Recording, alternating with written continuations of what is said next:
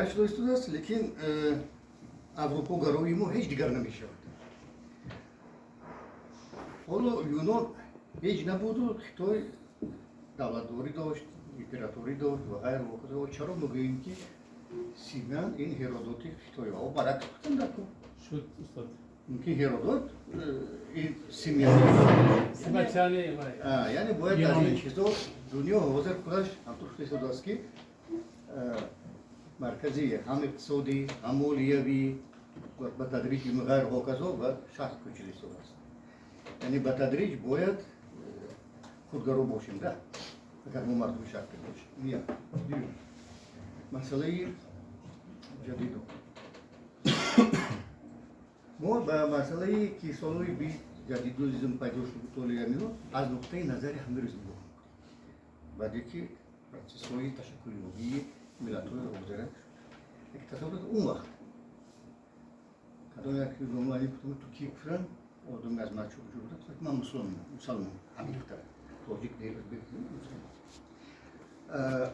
نگاه نمی‌تونم برای چی توجه به خودمان توجه به استانبول این یگانه سلطنت ترکیه یگانه دولتی مونده بود که توبیه اروپایی نشد و سخت مقاومت میکرد و نظام دولتداری نظامی همون وقت نظامی که اینو ایجاد کرده نظامی تعلیم و تحصیل عمومی تحصیل نظامی غیر و هوکزا نمونوی بود برای همین دیگر و فکر در این بود که اگر مردم برای ترک‌ها را بگیرن اروپایی ها خلاص می‌شوند اگر همین جمهوری افغانی هم فکر می‌کرد کاروش هم فکر می‌کرد اون وقت اونو از نقطه نظری ما مردم مسلمان از مردم اروپایی باید از تسلط اونو خلاص کنیم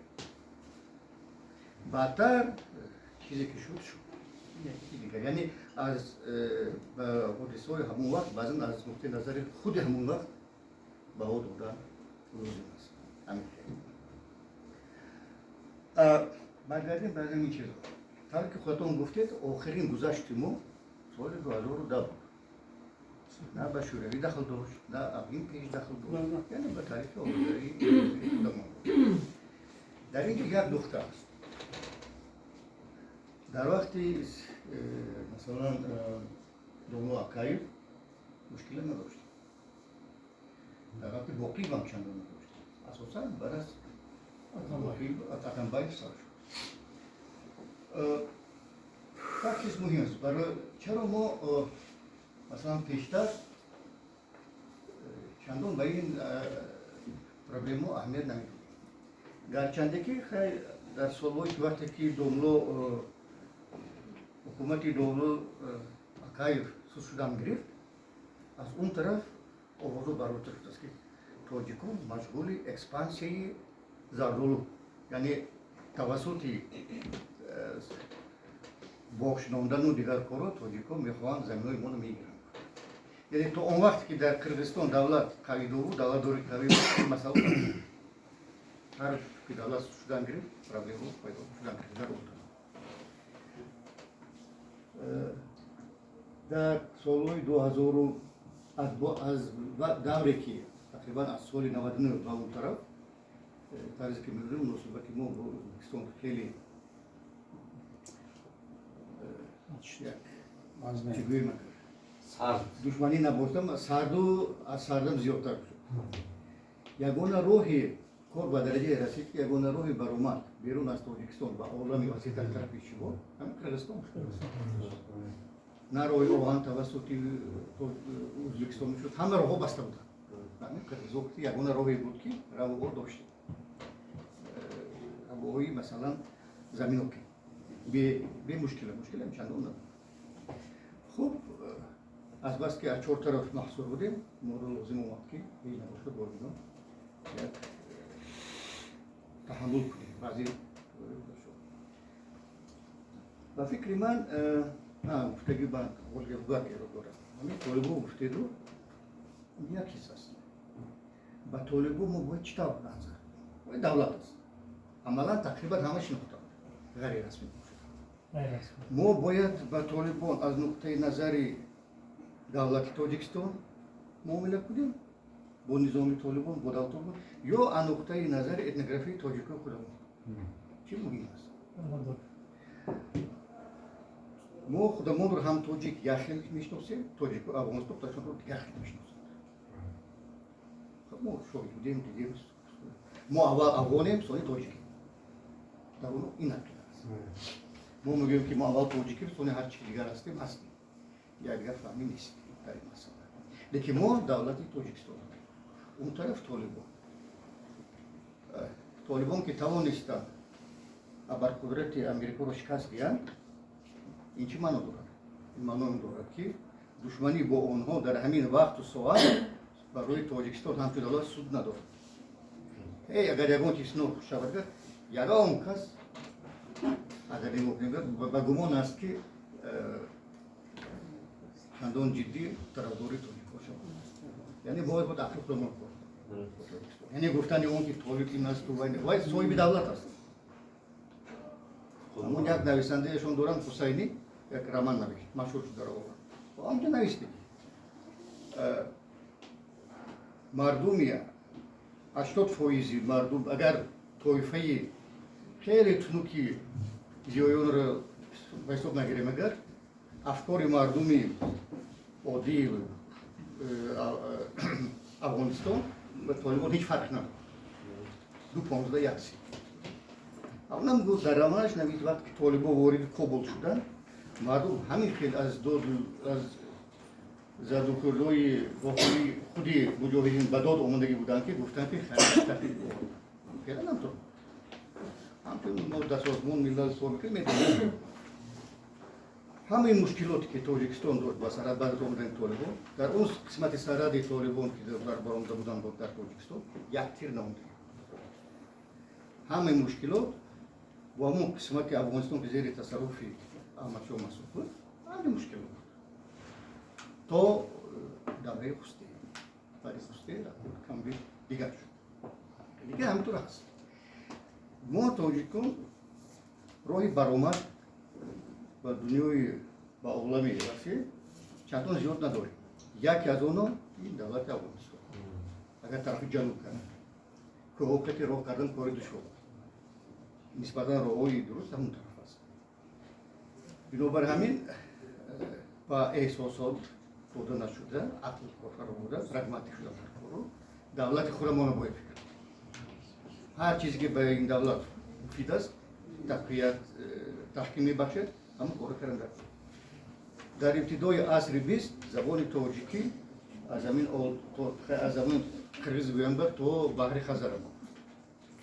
ҳатто дар Самарқанд гуфтанд ки то ӯзбек тоҷик мешавад, тоҷик мулло мешавад.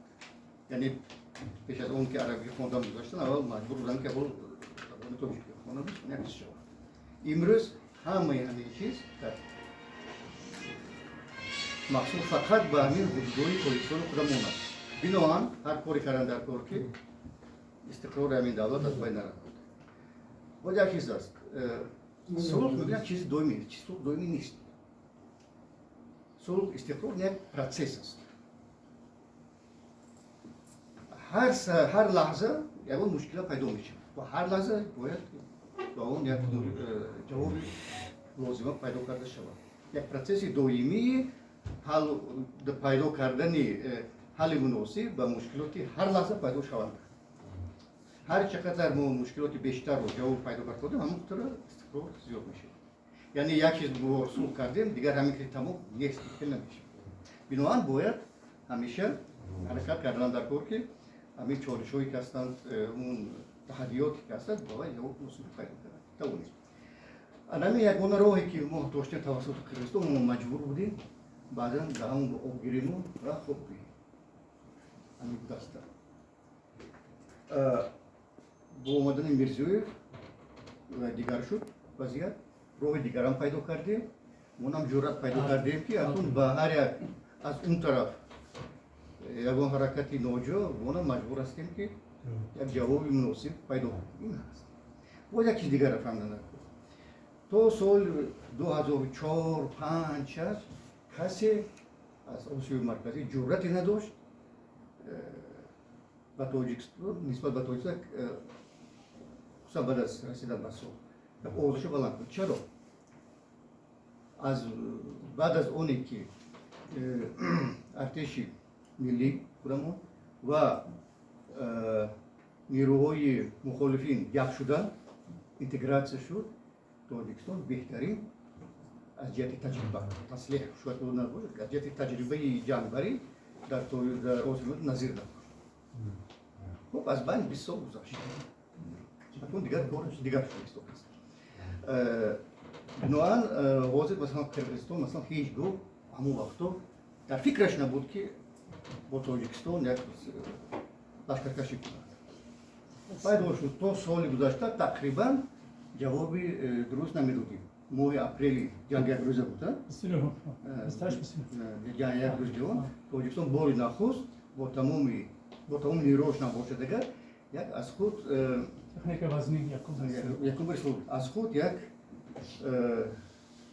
ҷуръате пайдо курд не як ба қароре омад ки бояд дигар аз ин ба баъд мисли пештар рафо кардан ташкил чун аз ҳамкорӣ бо қирғизистон тақрибан мо дигар муҳтоҷи он нестем бо побанди коро нестем бояд сиёсати ҷавобгӯи манфиатҳои миллии худамон бошад пеш барем. мушкилаи асосии мо бо қирғизҳо дар ҳамин вақту соат на дар расидан ба созишнома ба созишнома мерасем. мушкилаи асосӣ дар он ки созишнома амалӣ намекунад. барои чӣ? дар ин ҷо мо ду хел давлат муқобили якдигар дорем. дар тоҷикистон давлатдорӣ устувор аст. дар боло ки қарор қабул кардан медонед ки то раиси ҷамоати охирин ҷамоате ки дар онҷаст иҷро муд шояд бо каму беш мушкилот, вале дар қирғизистон тур нест. ҳар як раиси ҷамоати ҳамон тараф хуласро аз президент камтар намедонад. ҳар як депутати парламенташон аслан ин қумондони саҳрои майдонӣ ҳар кадомаш дастаи худ дорад. аҷаб нест ки дастаи мусаллаҳ ҳам дошта бошад. барои аз таҷриба нишон дод барои ин ки раис сарқудрат омад феълан раис шавад 4-5-6 сол дар аст. ба ёд биёред домо Сталин сари қудрат расман соли 24 омад. ولی تنها سال 29 معلوم گشت برای 5 سال حاکمی کامل شد. یعنی در 5-6 سال باید آدمی باشه برای ساختار مقابل یعنی هم کار کنه که گپش گپ باشه. سی زینپینگ هم خیلی کرد من آوازه. دیگر پوتین هم خیلی کرد. دیگرش هم این یک چیزی سابقه یک گرباچوف سابقه کردن رو طاقت نموند و همین با خلق بیوست مراجعه. وقتی که سیاستمدار بیواسطه به خلق مراجعت می‌کنه یک طرف خوب است دستگیری خلق که از طرف دیگر مراجعت به خلق به مردم این نشانه‌ای خودش ارتباط به خودش خب به مراجعت خلق کرد در نتیجه دعوا از بین رفت. یعنی در قرغیزستان در وقت‌های آخر از در تیتر رئیس جمهوری شدنش دست تصور کرد. бо имзо як имзо мукне аниқ медонем ки иҷро намешавад. чӣ бояд кард? дар ин вақт бояд масалан то он ҷое ки имкон аст сарҳадот бемушкилӣ зиёди бошад ҳал кардан. лекин як мушкил чизе ки ҳаст дар як механизми муайяни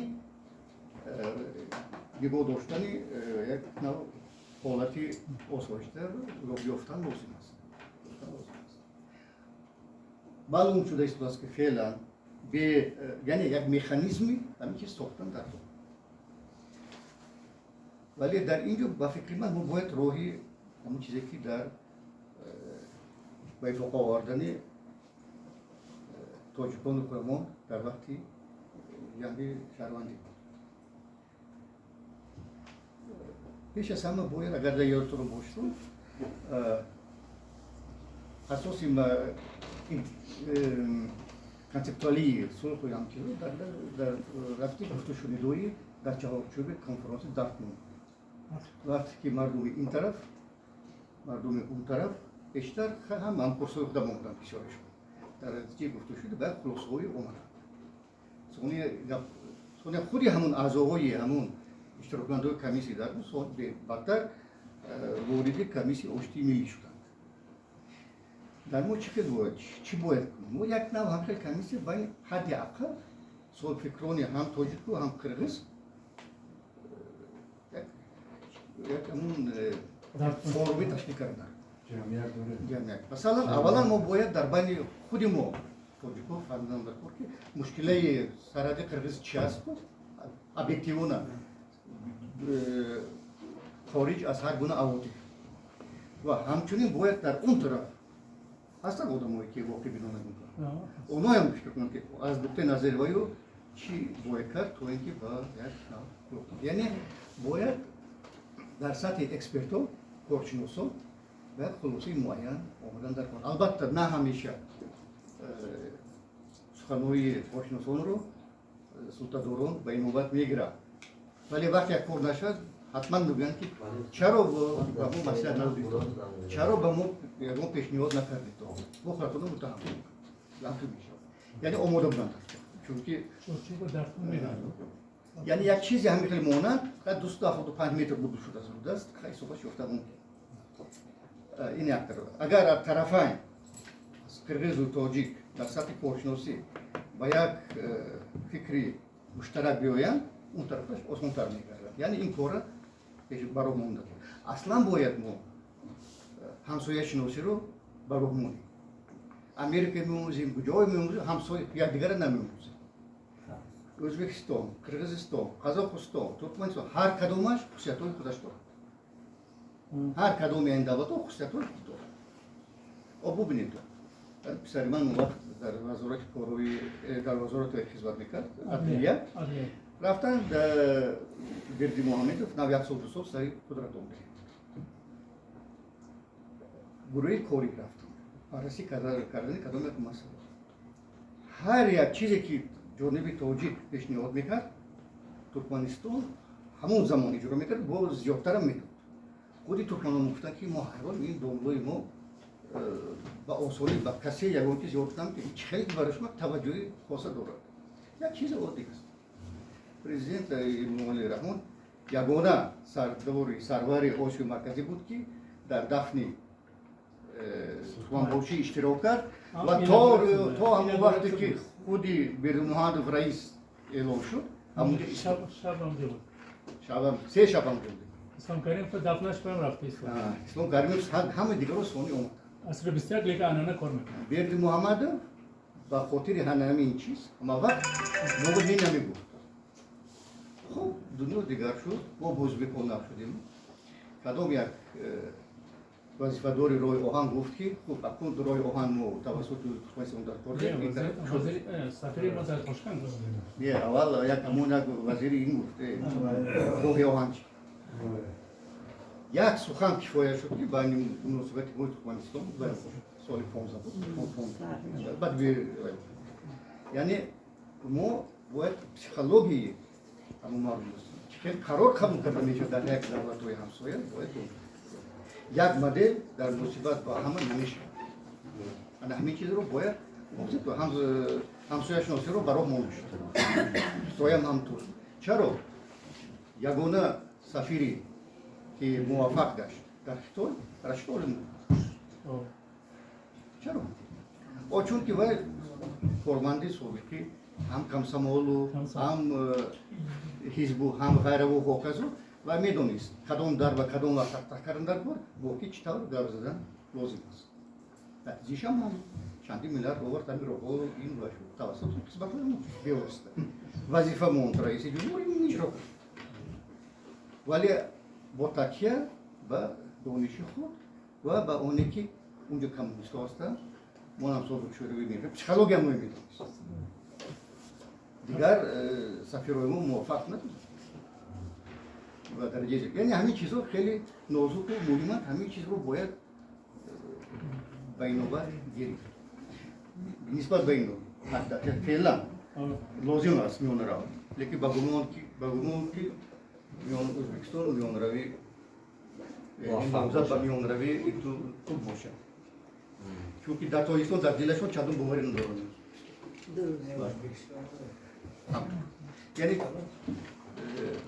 вале онҳое ки аз аврупо меёнд миёнаро шунашон намешавад ва ё бо фикрҳои худашон аст дар доҳили одикебе дар доҳили шанхай ба назари ман беҳтарин миёнараҳо дар ҳамин вақту сава онҳое ки аз тоҷикистон чанд фарсах дуранд фарз карем намояндаҳои беларусию арманистон ягон манфиати шахсӣ ягон манфиати худии миллӣ хеле зиёд дар ин ҷо надорад комилан бетараб Лукашенко ба Крым мебиёд.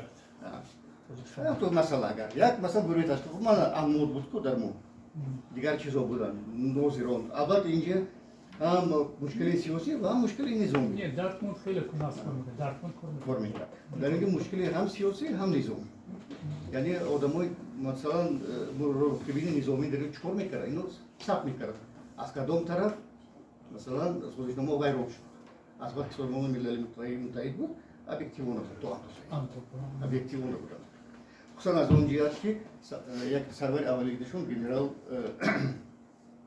аббоза буд аббоза фамилияшон аз ақас буд вай мефаҳмид ваям ки мусулмон буд мефаҳмид ки ин мо ҷанг кардан мегирем оқибаташ хайр ди ҳаракат мекард ки як бало карда мардумро ба ифоқ орд ва аз ин ҷиҳат бо кормандони аврупотабори созмони милали муттаҳид муносибаташ соз намуд ва ё муттаҳам мекарданд ки ту аҳад зиёд интерполга наздик ин чиз ҳаст биноан барои мо муҳим он аст ки онҳое бошанд ба ҳайси миёнарав аз паҳнои собиқи шӯравӣ ё пасошӯравии имрӯза ва онҳое ки